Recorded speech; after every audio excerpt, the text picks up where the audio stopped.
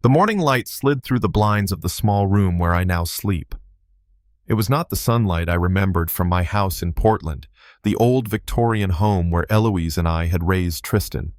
That house had curtains we picked out together, deep blue with tiny flowers stitched across them. They softened the light. They carried memory. Here the blinds were plain and white like everything else in this modern suburban house. Clean, neat, sterile. I still wake up at 6 o'clock every morning. I did that for more than 40 years while teaching art history at a small liberal arts college. The habit is carved into me like lines on an etching plate. But now I no longer rise to meet students, no longer prepare lectures. I rise to silence. I lie in bed, stare at the ceiling, and try to remember what day it is, Tuesday or Wednesday. In my present situation, it hardly matters. 6 months ago, my life fell apart twice. First, Eloise passed away suddenly, an aneurysm in her sleep. She was gone before I could reach her hand. Then 3 weeks later, I suffered a stroke. My right side collapsed. My speech was slurred, and I was told I was lucky to survive. They said most of the damage could heal with time and therapy. But recovery also required money more than my pension, and Eloise's small retirement check could cover. For decades, we had paid the mortgage on that Portland Victorian, and I thought by now it would be the safe nest where I could grow old surrounded by books, prints, and memories. But after Eloise was gone and my body weakened, the house became impossible. The taxes, the maintenance, the stairs. Tristan convinced me to sell it. "It's just temporary, Dad," he said. "Come live with us in Austin until you get stronger." I agreed. I wanted to trust him. He is my only son. Now I live in his suburban house in Texas. Austin is hot most of the year, a sharp contrast to Portland's damp coolness. Their neighborhood is quiet, the kind of American suburb with trimmed lawns, identical mailboxes, and wide driveways leading to two-car garages. Tristan and Winifred bought this place 3 years ago. He showed me pictures back then, beaming with pride at the backyard and the open kitchen. He said it was the perfect investment. But for me, it feels like a cage. My room used to be Tristan's study, quickly converted into a bedroom. A narrow bed, a small closet, and a desk crowded with boxes of my papers. Beneath the bed, carefully stacked in folders, lie the prints I managed to save my lifelong passion. 18th and 19th century etchings and lithographs gathered from small auctions, dusty shops, and years of patient searching. To me, they are not investments. They are windows into other centuries. They are voices of history. Sometimes late at night, I reach under the bed and pull out a folder. I run my hand across the paper, across lines made by Goya, by Daumier. Eloise always understood. She would smile and say, "They are part of you, Humphrey." Tristan never cared. Even as a boy, he dismissed them. "Old pictures, Dad," he used to say, waving his hand as if brushing away cobwebs.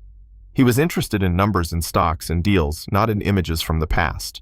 In the kitchen, I smell oatmeal. Winifred must be cooking. She is careful with my meals, always quoting the doctor about cholesterol. This morning I will have oatmeal with blueberries, no sugar, no salt. Across from me, she might eat toast with avocado or scrambled eggs.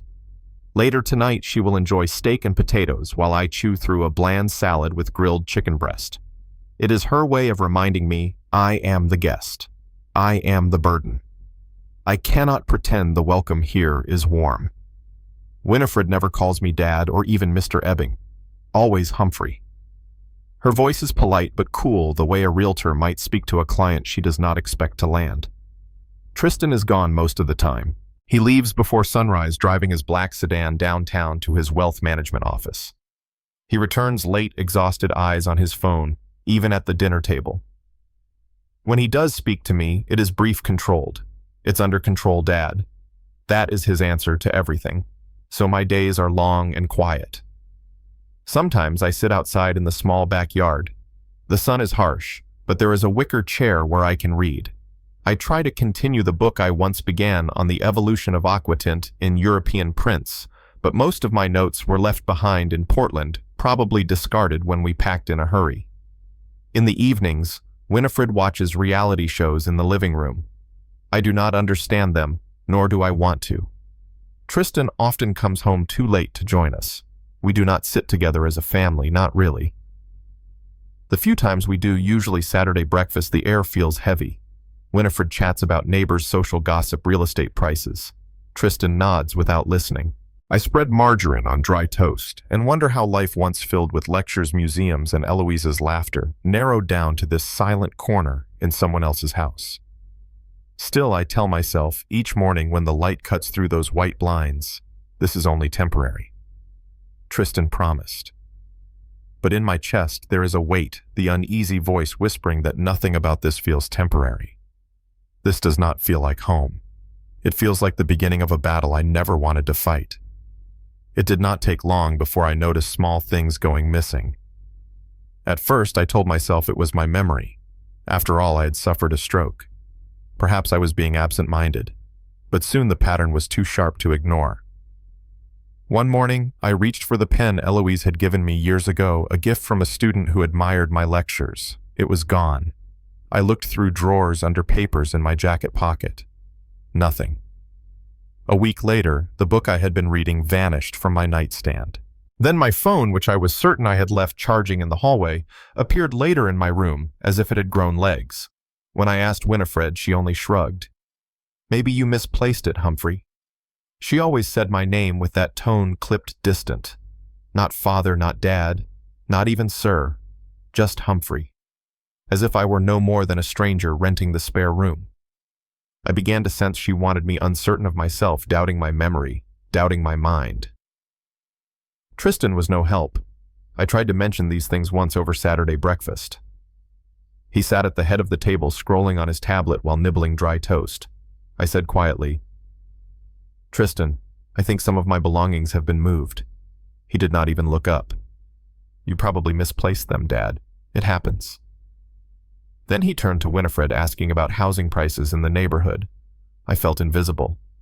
Days passed long and repetitive. I would hear the garage door in the morning as Tristan drove his sedan out onto the quiet suburban street.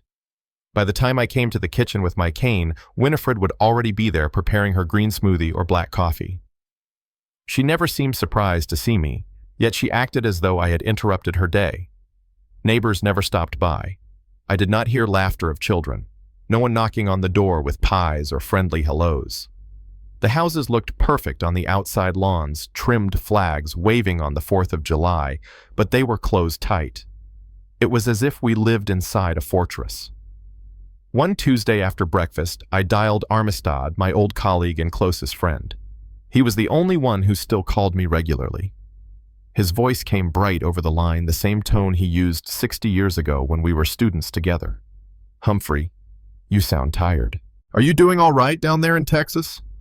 I lowered my voice, glancing toward the kitchen where Winifred moved about. Not quite army. I think she's trying to isolate me. There was a pause. Then he said bluntly, "I never liked that woman. You need to be careful." I promised I would, though inside I felt powerless. The sense of being watched grew stronger. My medicine box was sometimes left open on the counter when I was sure I had placed it back in the cabinet. Once Winifred scolded me in a sharp voice. "You can't leave your pills lying around, Humphrey. What if children came over?" I almost laughed. There had never been a child in that house. But the sting of her words stayed with me. She wanted me to feel careless, irresponsible. My body was healing slowly. The cane helped me move from room to room, though my steps remained uneven. I practiced in the hallway, counting each step, but whenever Winifred saw me, she frowned as if I were disturbing her. "Don't overdo it," she said, though her tone made clear it was not concern, but annoyance. In the evenings, the silence pressed down hardest. I would sit in the living room while the television blared some show Winifred liked, people arguing, cameras cutting quickly, colors flashing.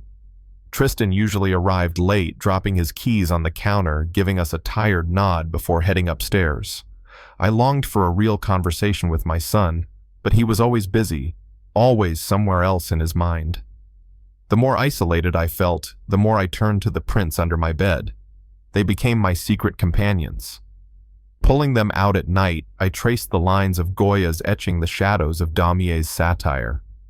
I told myself, here is truth. Here is something real, something no one can twist or take away. But even that comfort began to slip. One afternoon, I opened the folder and found the order of the prints changed.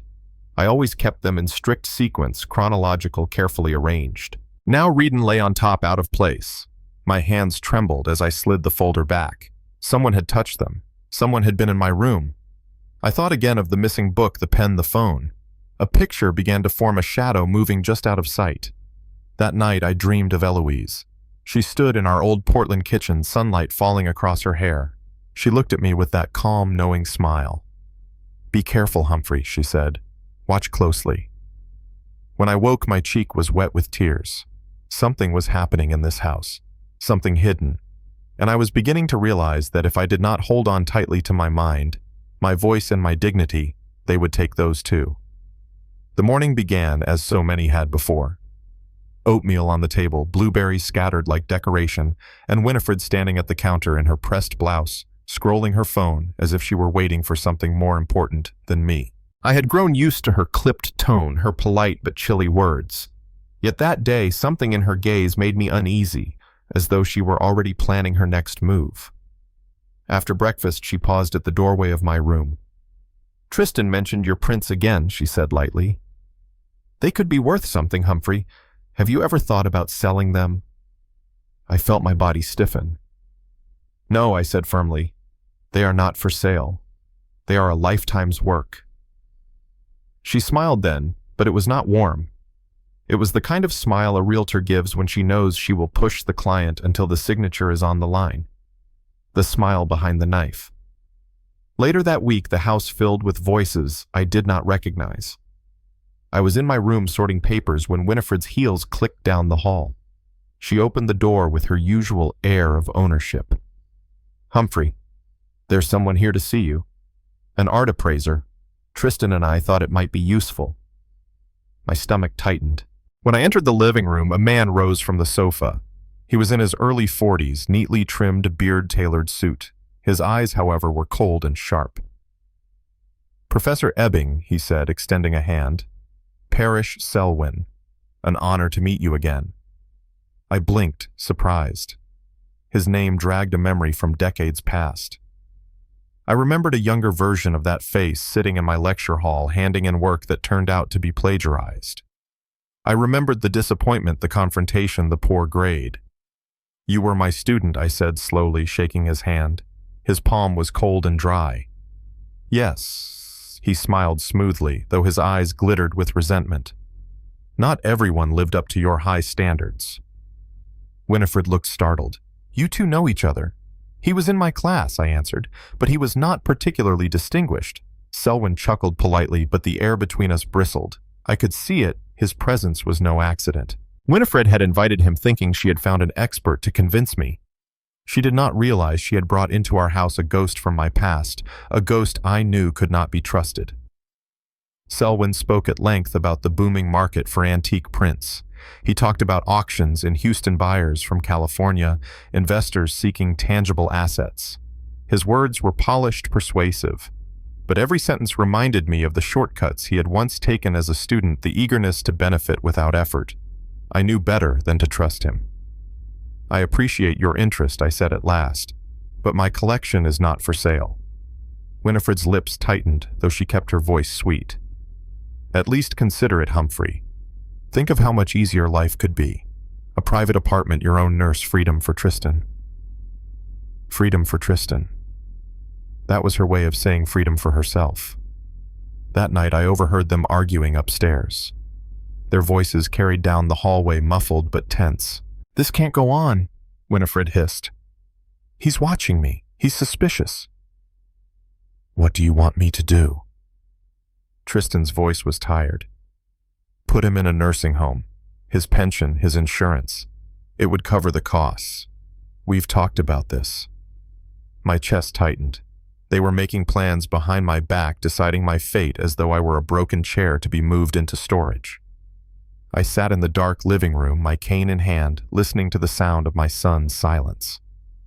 2 nights later, the storm broke. We had eaten dinner in silence. Tristan was upstairs, still on a late-night call with some client. Winifred cleared the plates with sharp movements. I rose slowly, steadying myself on the table. "Winifred," I said carefully, "I know what you are doing. I know you have been moving my things, tampering with my calls, speaking with Selwyn about my prints." She froze, then turned with that same cold smile. You're imagining things, Humphrey. That stroke of yours, it must be affecting your memory. I stepped closer, my voice firm. Do not treat me like a fool. These prints are mine, my life's work. You will not touch them. For a heartbeat, the room was silent. Then her hand flew up quick as a whip. The slap cracked across my cheek, burning hot. My head snapped to the side. I am the mistress of this house. She spat, her face inches from mine. Not you. Don't ever forget that. I stood there stunned, not only by the pain, but by the fury in her eyes. For the first time since Eloise's death, I felt something awaken inside me. Not grief, not weakness, but anger.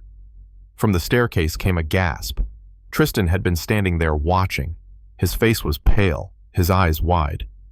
Winifred turned startled, then grabbed her purse from the counter. Without another word, she stormed out the door, the sound of it slamming echoing through the house. I touched my cheeks, still stinging. The slap was more than a blow. It was a declaration of war. After the slap, I sat in my room for a long time, staring at the narrow bed and the stack of folders beneath it. My cheeks still burned, but it was the words that hurt more than the blow. I am the mistress of this house.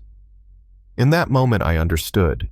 If I remained passive, they would take everything from me, my prince, my dignity, and perhaps even my freedom. Eloise had always said, Humphrey, you are gentle, but you are not weak. I repeated those words to myself as if she were standing beside me. For the first time in months, I decided to fight. The next morning, while Winifred was out showing houses and Tristan was at his office downtown, I took my cane and walked upstairs. Her office door was unlocked. She probably assumed I would never dare cross that boundary. But I did. The room was spotless. A sleek desk, white shelves lined with binders, a computer glowing faintly in sleep mode. I began with the drawers. The top drawer held pens arranged in perfect order, business cards from mortgage brokers, and small packets of mints. Nothing unusual. But deeper down I found photographs, high-quality prints of my collection. My hands shook as I lifted them. Each image had numbers scrawled on the back. 23,000, 18,000, 35,000, estimates of value. She had cataloged my life's work without my knowledge, preparing it for sale. In another drawer, tucked inside an envelope, lay something worse. A letter from the Lotus auction house in Houston. At the bottom, the signature of a man I recognized all too well, Parrish Selwyn. The words chilled me. As soon as we obtain a power of attorney from the owner, we can proceed with the sale. My breath caught. They were preparing to forge my consent. I pressed on, driven now by anger. Behind a stack of folders in the cabinet, I discovered a blue binder with no label. Inside were copies of hotel bills from the Lakeview Hotel in Houston. The name on the receipts, Winifred Ebbing, room for two, multiple weekends. The truth grew darker with each page. She was not only conspiring to sell my prints, she was meeting Selwyn in secret. Perhaps it was business, but I doubted it. The pattern was too clear. She was ready to leave Tristan, to disappear with both the money and the man. At the very back of the drawer, I found a red folder. Inside were documents that made my stomach turn: a driver's license, passport, and social security card under a different name, Penelope Gray. The photograph was Winifred Hare, colored differently, but unmistakably her. She was preparing to vanish. I replaced everything as carefully as I could, though my hands trembled. Back in my room, I locked the door and spread the evidence across my desk. For years, I had lectured students about the importance of context, about reading between the lines of history. Now I was doing the same with my own life. The context was clear: Winifred was plotting to strip me bare. But how to stop her? Tristan was blind to her schemes, bound by pride and exhaustion. If I confronted him without proof, he would dismiss me as paranoid. I needed something undeniable. That evening, I called Armistead. His voice carried steady concern. I told him what I had found. He whistled softly through the line. Humphrey, you've got her. But don't go to Tristan yet. Build your case. And if Selwyn is involved, maybe you can turn him. Turn him. The thought stayed with me. Parrish Selwyn had always been an opportunist. When I caught him plagiarizing as a student, he had pleaded for mercy, not out of shame, but fear of losing his future. Opportunists are loyal only to themselves. 2 days later, I put on my best jacket and took a cab downtown to a small cafe I knew from Winifred's notes. Selwyn often dined there when he was in Austin, and there he was, seated at a corner table, papers spread before him, sipping black coffee. I approached, leaning on my cane. "Good afternoon, Mr. Selwyn," I said evenly. His head jerked up, surprise flickering across his polished expression. "Professor Ebbing, what an unexpected pleasure." "Not unexpected," I corrected, sliding into the seat across from him.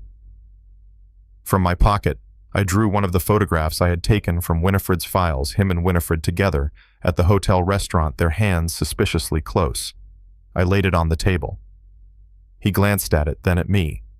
The mask slipped. "What do you want?" I leaned forward. "To talk. About my collection. About your plans with Winifred.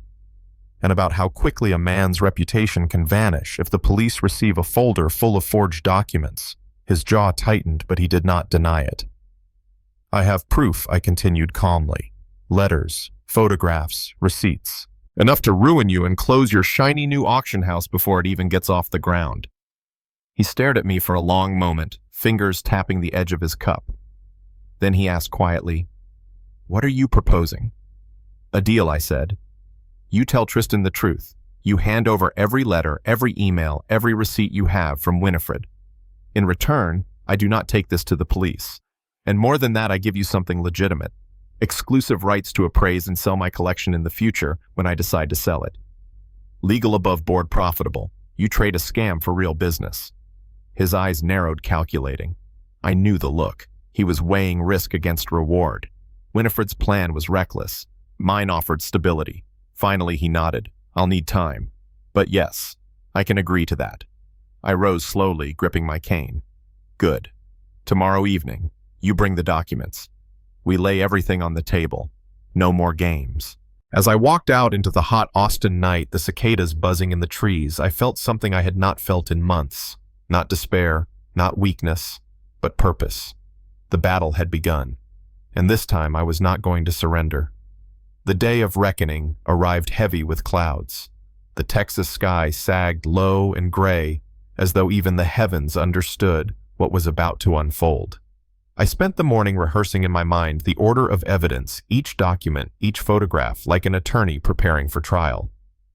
At 4 o'clock sharp, Armistad came through the door, his stride quick despite his age. "Ready for battle." "Old friend," he said, squeezing my shoulder. His bluntness steadied me.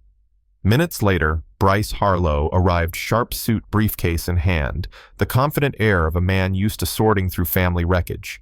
He greeted me with firm professionalism. "We'll keep it orderly," he assured. "Let the facts speak." At 4:30, Parrish Selwyn entered. He looked nervous, his eyes flicking around the room. He carried an envelope thick with papers. When our gazes met, he gave the smallest of nods, a sign of our uneasy bargain. Finally, at a little past 5, the sound of the garage door announced Tristan's arrival. He stepped inside, tired as always, loosening his tie. His eyes swept across the living room, the lawyer, my old colleague Selwyn. Confusion clouded his face. "What's this about?" he asked. "Sit down, son," I said quietly. "It's time you knew the truth." We gathered around the coffee table. I had arranged chairs in a circle, no one above or below the other, but the tension in the air was sharp as a knife. I began slowly placing a folder in front of Tristan. "For months, your wife has been planning to sell my collection. Not with my permission, but with a forged power of attorney. Selwyn here was her partner." Tristan's face paled. He looked from me to Selwyn, who shifted uncomfortably in his chair. "It's true," Selwyn said at last. "She approached me. She said your father was declining, that it would be in everyone's interest if we handled the prince quietly." I laid more papers on the table, photographs of my etchings taken without my knowledge, letters bearing Selwyn's signature, receipts from the Lakeview Hotel. Finally, the forged documents under the name Penelope Gray. Tristan flipped through them, his hands trembling. "Winnie. She..." His voice broke. "She was planning to disappear," I said gently. "With the money. Without you." At that moment, the front door opened. Winifred swept in, heels clicking, her hair styled perfectly as always. She froze when she saw us gathered, the lawyer, the papers, the stern faces. "What's going on?" she demanded. "We're having a meeting," I answered evenly. "About my collection. About your plans." Her eyes darted to Selwyn. He would not look at her. "You told them," she hissed.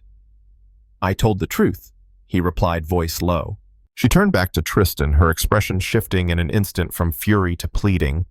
"Darling, don't believe this circus. They're twisting everything." Tristan slammed his hand on the table. The sound startled even me. "Stop lying, Winnie. I see the hotel bills. I see the forged passport. How long has this been going on?" She faltered, then tried again. "It was only to help you. The company is sinking. You know that. I was trying to save us. Save us." His laugh was bitter. "By stealing from my father. By running off under another name." Her mask cracked. "I had no choice," she shouted. "You were drowning Tristan. Someone had to act. He just sits here with his dusty prints, useless." "Enough," I said firmly. "Those prints are mine. They are my history, and you will not touch them." Silence fell. Winifred's chest rose and fell with rapid breaths. Tristan sat back, covering his face with his hands. Bryce cleared his throat, breaking the silence with the calm voice of law. "Mr. Ebbing, given the evidence of fraud and infidelity, you are in a position to file for divorce with minimal obligation. We can arrange the papers immediately." Winifred spun toward him, eyes blazing. "You can't just erase me. I built this life. Half the house is mine." "Technically," Bryce replied smoothly. "The bank owns most of it. With foreclosure looming, there may not be much left to divide." She glared at each of us in turn. "This is a conspiracy. You'll regret it. All of you," Winnie, Tristan said wearily, lowering his hands. "It's over. Whatever we had, it's finished." For a moment she stood frozen, her face pale beneath the makeup. Then she grabbed her purse, her heels striking hard against the floor as she stormed to the door. "You'll regret this," she repeated, slamming it behind her so hard the windows rattled. Silence remained. The house, once filled with the false brightness of her presence, felt strangely lighter. Tristan sat there motionless, staring at the empty doorway. 5 years, he whispered. Was it all a lie? I placed a hand gently on his shoulder. Not all, son. There must have been some good moments. But the truth is clear now, and the truth will set you free. The morning after the confrontation, the house felt eerily quiet. No perfume lingering in the hallway, no sharp clatter of heels on the tile. Only silence. For the first time since I had moved in, I could breathe without the weight of her presence pressing down. Tristan barely spoke at breakfast. He sat at the table with a mug of black coffee, staring at the dark liquid as if it might offer answers.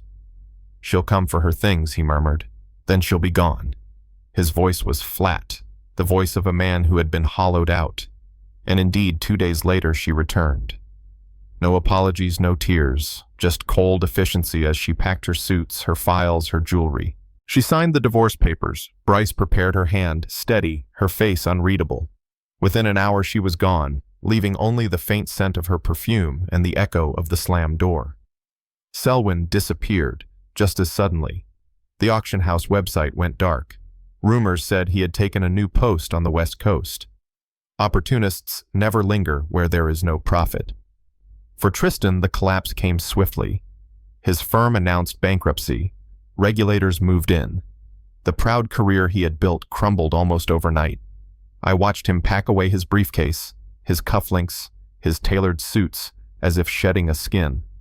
He was 35, young enough to begin again, yet wounded in a way no balance sheet could measure.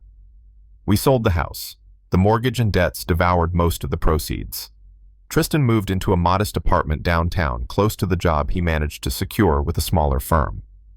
It was honest work, less glamorous, but steady. For the first time in years, he left the office before midnight. As for me, I rented a small but bright apartment near the university.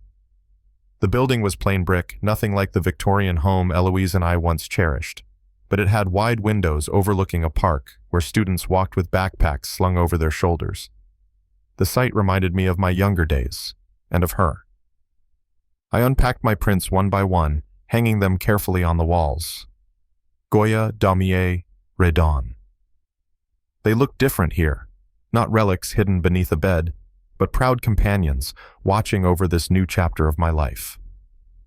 For weeks, I spent mornings at the desk, typing notes for the book I had postponed too long. My fingers moved slowly, but the words came steady and clear. Tristan visited sometimes, though not often. We would share coffee on my balcony. Our conversations were polite, sometimes stilted, like two men learning to speak a language they had both forgotten. Yet there were small moments, a smile, a story about Eloise that hinted at a bridge being rebuilt. Healing takes time. I often thought of her, Eloise with her gentle laugh and her endless patience. She would have handled Winifred with grace I could never match. She would have reminded Tristan that mistakes do not define a man. At night, when the city quieted, I sometimes whispered to her, telling her what had happened, hoping somehow she heard. One evening, as the sun dipped low and painted the sky in shades of orange, Tristan stood at my balcony railing looking out over the park. "You always knew what you wanted," he said suddenly. "The academy, your art, your collection. I never had that." I set my cup down. "It's not too late, son. You're young. You have time to find it." He nodded, though doubt still clouded his eyes. But for the first time, I believed he might try. I lost much: my house, my savings, my certainty. Yet in the ruins, I found freedom. Freedom to live by my own rhythm, to write, to remember, to be more than a burden in someone else's home. Eloise once told me that sometimes you have to lose everything to find yourself. Standing there in the fading light, my son beside me, I realized she had been right. Being underestimated had not destroyed me. It had forced me to rise, to fight, to reclaim my dignity. And perhaps, just perhaps, it had given Tristan the chance to do the same. The story closes, not with triumph trumpeted aloud, but with a quiet kind of freedom. An aging man, long dismissed as fragile and burdensome, found the courage to protect what mattered most: his dignity, his history, and the bond with a son he feared he had lost. What began in silence and shadows ended in a small apartment filled with light-framed prints and the slow but steady rebuilding of trust. That is the quiet beauty of resilience. It often blooms when the world thinks there is nothing left to grow. The lesson here is not wrapped in drama, but in calm truth. Holding to one's values, even when underestimated, is never wasted. By standing firm yet measured, Humphrey reminded his family, and perhaps each of us, that integrity can outlast betrayal, and that wisdom often speaks from those corners of life we too easily overlook. In our own days, we may find ourselves dismissed, underestimated because of age, illness, or circumstance. Yet, as this story shows, there is strength and patience, power in quiet persistence, and justice that can still arrive when we least expect it. It is a reminder that life does not end with loss, even when everything familiar slips away. Sometimes losing nearly everything clears the ground for a new beginning.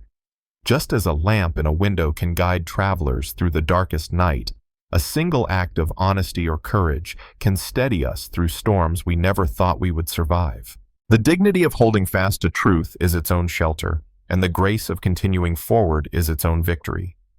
For those listening tonight, perhaps you have walked through seasons where you felt unseen or dismissed. Perhaps you have known the weight of carrying memories while others doubted your worth. Let this story be a quiet encouragement. Your value is not measured by the noise of others' judgments, but by the steady light of your own character. In protecting what was sacred to him, Humphrey not only reclaimed his own life, but gave his son a chance to start anew. That too is a gift. Sometimes the greatest legacy we can offer is the strength to endure with dignity. Take a moment to let the story settle. Reflect on what it means to rise again, even when the world has overlooked you. And if this tale has touched something in your heart, consider sharing its warmth with someone who may need it. After all, a flame passed from one candle to another does not grow weaker, it only makes the room brighter.